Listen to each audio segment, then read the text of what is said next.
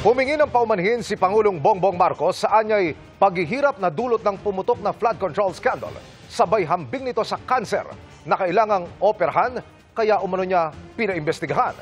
Tila nagpakita rin ang Pangulo na hindi siya natitinag at nagpasinaya pa ng isang proyekto sa baluarte ng mga Duterte sa Davao City.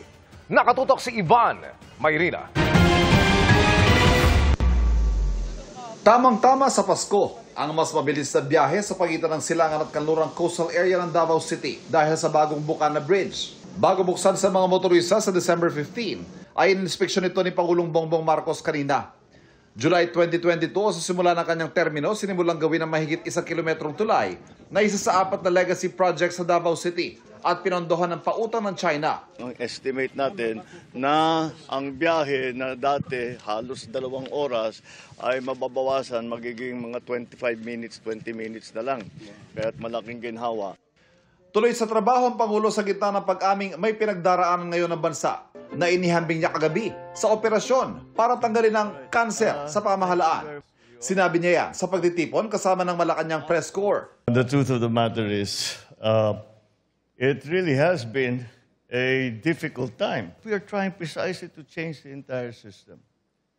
And when you have to excise a cancer out of such a complicated system, you need to do some very major surgery.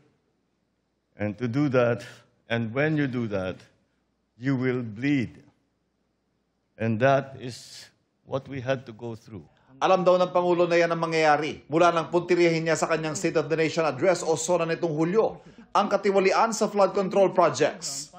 Ngayon, humihingi ng paumanhin ng Pangulo sa gitna ng hinaharap na krisis sa pamahalaan na kailangan anyang pagdaanan para mabagong sistemang umiiral anya sa nakalipas sa 3 dekada. I'm sorry that the people suffered because of it, but it's had to be done. So we have to go through that pain, go through the difficulty, go through the anguish that the country is going through now.